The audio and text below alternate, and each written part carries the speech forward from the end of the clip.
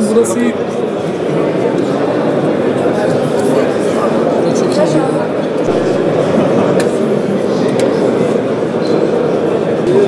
Gel. Eller gel. Doktor mu? Ha. Mustafa. Ha. Gel. Hadi az gelebilirsin mi? İyi kardeşim. Çok kamerayı çıkartacağım.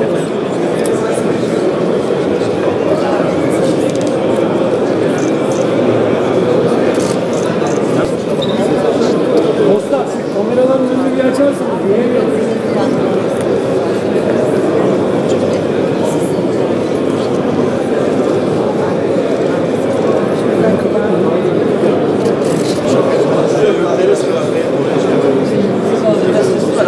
Ben de gidiyorum arkadaşlar. Kusura bakmayın.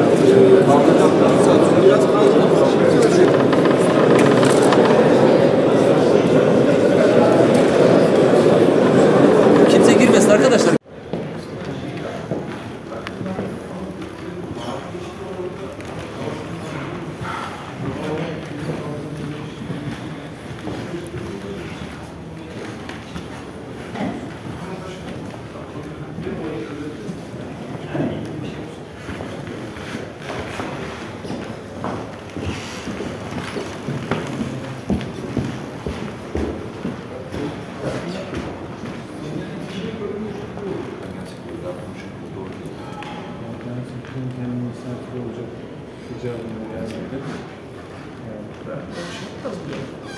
Az oturacağız ama bu da engelleyelim. Belki tabii, belki kardeşini götürüyor. Kardeşini başka bir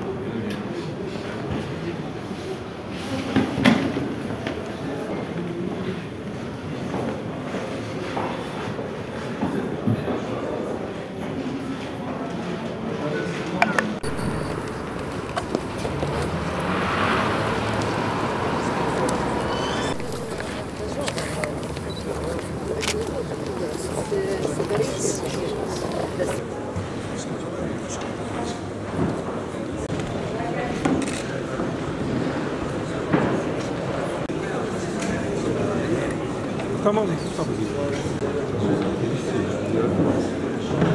Bir görev doktor mu? Ne sor?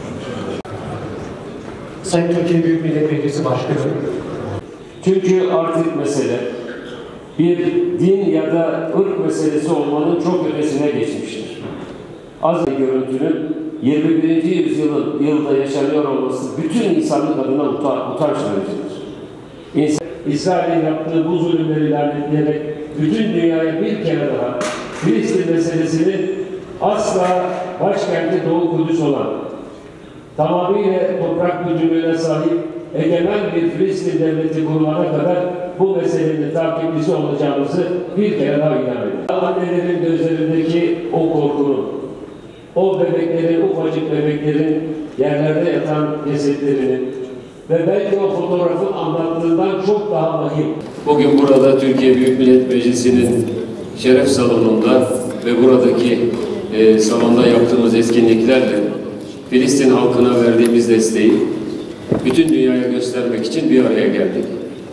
Önce şunu ifade etmek isterim ki artık 2 ayı aşmış, bütün dünyanın gözü önünde insani bütün değerleri hak ile yeksan eden, İnsan Hakları Evrensel Beyannamesi'nde dile getirilen bütün o güzel sözlerin hepsini yırtıp çöp tenekesine atan, İsrail'in insanlık dışı bu saldırıları, insanlık dışı bu vahşeti, artık etnik temizliği çok ötesine geçmiş, katliam boyutlarını aşmış bu soykırımın karşısında esası itibariyle hepimiz bir sınavdan geçiyoruz. Sözlerin kifayetsiz olduğunu, konuşurken hakikaten zorlandığımızı, bu süreçte çok konuştuk ama çok zorlandığımızı, sözlerin Filistin'de yaşanan acıları, Filistinli kadınların, Filistinli çocukların, Filistinli mazlum ve masum insanların yaşadığı acıları belki tamamıyla yansıtamadığını düşünüyoruz. Bunun için yüreğimiz kan ağlıyor, içimiz sızlıyor. Her cümle konuşurken böyle ağzımızdan, dilimizden çıkıyor ama inanın her cümle konuştukça bizim kalbimize de bir hançer gibi saplanıyor ve bir şekilde bu yaşananların bu dramın her türlü acısını hissediyoruz.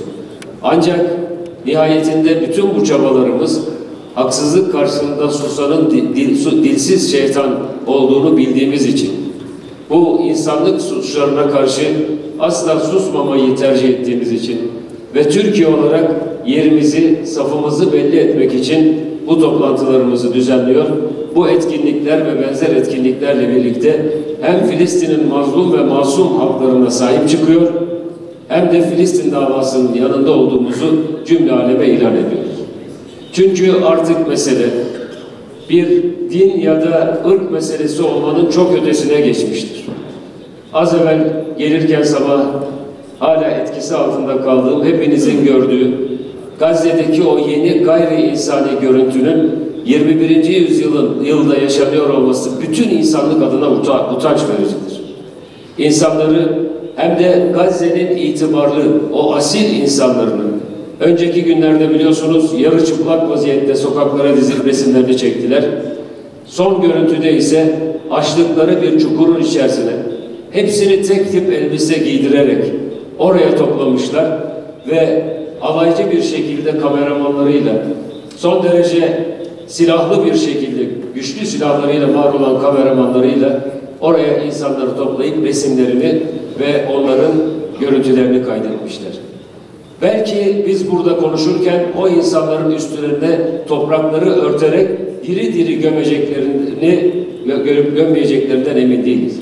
Böyle bir ortamda biz her halükarda safımızı belli etmek, insanlık cephesinde yer aldığımızı göstermek, bunun bir insanlık vazifesi olarak 8 milyar insanın hepsinin boynunun borcu olduğunu bir kez daha ifade etmek için Türkiye Büyük Millet Meclisi'nde, Türkiye'nin milli iradesinin tecelli ettiği bu güzel mekanda, bu kutlu mekanda Filistinli kardeşlerimize destek vermek için buradayız. Hepinize bundan dolayı ayrı ayrı çok teşekkür ediyorum. Bu bir safını belli etme meselesidir. Bu insanlık cephesini tahkim etme eylemidir. Burada sözlerimizle, duruşumuzla ve Filistin halkına verdiğimiz destekle İsrail'in yaptığı bu zulümleri lanetleyerek bütün dünyaya bir kere daha Filistin meselesinin asla başkenti Doğu Kudüs olan, tamamıyla toprak bütünlüğüne sahip egemen bir Filistin devleti kurulana kadar bu meselenin takipçisi olacağımızı bir kere daha ilan ediyoruz. Az evvel resim sergisinde beraberce izledik. Orada annelerin gözlerindeki o korkunun, o bebeklerin, ufacık bebeklerin yerlerde yatan cesetlerinin ve belki o fotoğrafın anlattığından çok daha vahim, çok daha ağır, çok daha zor gayri insani şartların şu anda dahi yaşandığını biliyoruz. Değerli dostlar, bir aylık bebeğini kaybetmiş, doğru dürüst kefene saramadan onu toprağa vermek için bir şekilde acele eden annenin acısı, annenin kahrı bütün insanlığı tutar ve bütün dünyayı yıkar.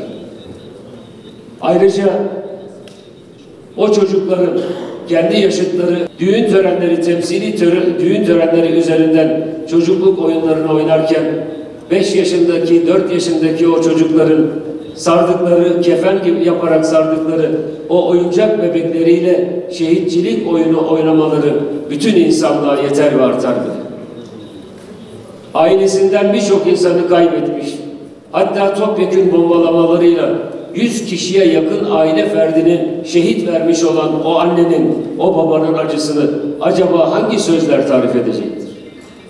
Dolayısıyla insanlık tarihinin çok yaşadığı katliamlar oldu.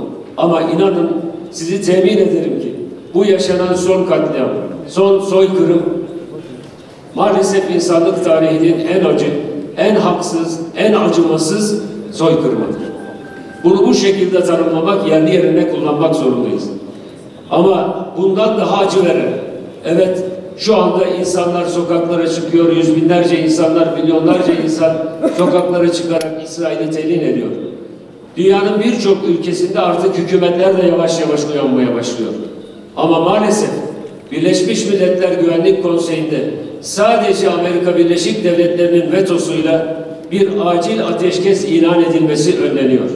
Çok açık söylüyorum. Ateşkes ilanını önleyen ülkelerin tamamı bundan sonra akan kanda en az Netanyahu ve ekibi kadar sorumludur. Birleşmiş Milletler Genel Kurulu bir araya geliyor. 150 ülke bir tarafta, 10 tane ülke başka bir tarafta. Dünya 5'ten büyüktür diyorduk. Dünya 10 ülkenin, İsrail yardakçısı 10 ülkeden de büyüktür ve dünya bunun hesabını bir gün sormasını bilecektir. Değerli kardeşlerim, hiç şüphemiz yok. Mazlumun ahı arş-ı alayı titretir. Artık bu resimlerde de kısmen gördüğümüz, her gece, her gün televizyonlarda görerek kanıksadığımız bu insanlık dışı vahşet görüntüleri aslında gelmekte olan yeni, insani ve barışa dayalı bir dünya sisteminin de habercisidir. Gazze'de ölen her çocuk, hayattan koparılan her yaşlı, her sivil, her masum aslında insanlığın uyanışına vesile olan bir çığlıktır. Değerli kardeşlerim, İsrail ve yönetimi Netanyahu ve çetesi zannediyorsa bütün bebekleri öldürürüz ve Filistin davasını bitiririz. Boşuna hayal kuruyorlar. Onlara Firavun'u hatırlatmayı bir vazife olarak telakki ederim. Sah tahtını tahtından indirmesinler diye, kendi hükümranlığına son vermesinler diye, doğan bütün çocukları öldüren Firavun bilmeden kendi sarayında Musa'yı yetiştirmiş ve o Musa da Firavun'u yerle bir etmiştir. Hiç şüphem yok. Her öldürülmüş Filistinli çocuğun cesedini gördüğümde gelmekte olan bir Musa'nın haberini duyar gibi oluyorum. Ve Allah'a hamd ediyorum ki şehadet ruhu üzerinden Filistin dünyaya insanlık ders veriyor ve inşallah İsrail'in bu zulmünü sona erdirecek adımların da başlangıcını görüyoruz. Biz bu vesileyle bir kere daha hatırlatmak isteriz ki şu anda dünyadaki bütün uluslararası sözler, güzel temenniler, var olan sistemler, bunların hepsi bu zulümle birlikte maalesef tarihin o tozlu raflarına kaldırılmıştır. İşte 1948'in 10 Aralığında ilan edilen ve büyük açılardan sonra ilan edilen 2 Dünya Savaşı görmüş. Milyonlarca insan ölmüş, şehirler yıkılmış, kültürler, sanatlar yok edilmiş. Hatta binalar geride kalsın ama insanlar ölsün diye üstlerine atom bombası atılmış insanlık bu ağır ödediği bedelin sonunda bir daha asla diyerek İnsan Hakları Evrensel Beyannamesi'ni imzalamış ve üstünden 75 yıl geçmiştir. Tarihin garip bir cilvesidir. 1948 aynı zamanda Filistin topraklarında acının başladığı, İsrail Devleti'nin İngiliz siyasal aklıyla birlikte bir mikrop gibi Orta Doğu coğrafyasına sokulduğu tarihinde başlangıcıdır. Bu topraklara gelen işgal güçleri hiç geri adım atmadan sürekli ilerlemiş, sürekli yeni yerler işgal etmiş ama sürekli insan öldürerek, sürekli insanları yok ederek bu yolda yürüyüşüne devam etmiştir. Şimdi geldiğimiz 75 yıl sonra ben bir kere daha dün akşam İnsan Hakları Evrensel Beyannamesi'ni okudum. Her cümlesini altına imzamızı atarız. Ama orada insan hakkı olarak tespit edilen bütün dünyanın imzaladıkları konuların tamamı bugün Gazze'de İsrail tarafından hak ile eksan edilmiştir. İnsanların eğitim hakları, insanların hayatta kalma hakları, insanların sağlık başta olmak üzere diğer hakları, rahatça seyahat edebilme hakları, ticaret yapma hakları, insanların hak ve özgürlük bakımından eşit insanlar olduğu gerçeği maalesef Netanyahu ve yönetimi tarafından yerle bir edilmiştir. Şimdi uluslararası sistemin ne böyle allı şallı laflarla İnsan Hakları Evrensel Beyannamesi'nden bahsedecek hali kalmıştır, ne de dünyada barışı tesis edeceğini zannettiği Birleşmiş Milletler Güvenlik Konseyi'nden bahsetmek mümkündür. Sayın Guterres'i bir kere daha saygıyla selamlıyorum. Guterres mektup yazarak Birleşmiş Milletler Güvenlik Konseyi'ni toplantıya çağırdığında o zaman ifade ettik, dedik ki bu insanlığın son çağrısıdır, son haykırışıdır. Ama ne yazık ki Guterres refah sınır kapısından sokulmadığı zaman artık Birleşmiş Milletler'i tanımadığını dünya bir şekilde kabul etmiş ve maalesef son Güvenlik Konseyi kararıyla da acil olan, elzem olan ve bütün insanlığın onurunu kurtaracak olan acil ateşkes sağlanamamıştır. Şimdi şunu açıkça söyleyerek sözlerimi bitirmek istiyorum. Bu zulümleri yapanlar, bu insanlık dışı soykırım boyutlarına varmış katliama imza atanlar, bu katliama destek olanlar, bu katliama seyirci kalanlar, bu katliamı görmezden gelerek bir takım mazeretler uydurmaya çalışanlar hepsi tarihin önünde sorumludur. Ve özellikle bu katliamı yapanlar başta Netanyahu ve ekibi olmak üzere mutlaka ama mutlaka yakın bir gelecekte Uluslararası Savaş Suçları Mahkemesi'nde yargılanacak ve gerekli en ağır cezayı alacaklar. Bunu sadece bir temenni olarak söylemiyorum. İnsanlığın başka yolu kalmamıştır. Netanyahu ve ekibi aslında insanlık için bütün yolları kapatarak kendisi için bizatihi kendileri İnsan Hakları Uluslararası Ceza Mahkemesi'nin yolunu açmıştır. Sayın Türkiye Büyük Millet Meclisi Başkanımıza şükranlarımızı arz ediyoruz. Ben Bisanil Afifi, Ankara Üniversitesi Eczacılık Bölümü öğrencisiyim. İnsan Hakları Evrensel Beyanımesi'nin kabulünün 75. yıl dönümünde Gazze'de Kadın ve Çocuk Olmak isimli programı düzenleyen Türkiye Büyük Millet Meclisi yetkililerine ve diğer katılımlarınızdan dolayı sizlere teşekkür ederek sözlerime başlamak istiyorum. Bildiğiniz üzere İnsan Hakları Evrensel Beyanımesi bundan yıllar önce 1948 yılında İkinci Dünya Savaşı'ndan sonra bütün insanların temel haklarını ifade eden bir metin olarak kabul edildi. Söz konusu beyanımede yer alan iki hususu paylaşarak konuşmama başlamak istiyorum. Birincisi, bütün insanlar hür, hasiyet ve haklar bakımından eşit doğarlar. Akıl ve vicdana sahiptirler ve birbirlerine karşı kardeşlik zihniyetiyle bile hareket etmelidirler. First of all, please accept my apologies for not being able to travel. Unfortunately, I've had health issues since leaving Gaza, and they have kind of gotten on top of me, and I've had to stay in the UK. Bismillahirrahmanirrahim.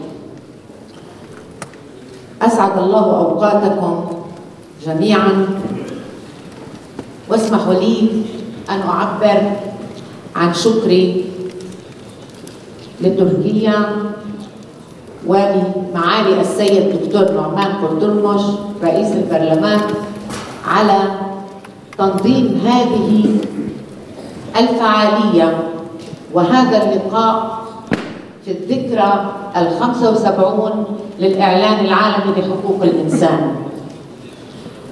إخوتي أخواتي من الحضور الكرام جميعا، نوابا وممثلي مؤسسات وفعاليات وقوى وأحزاب وطلبة، أسعد الله أوقاتكم جميعا.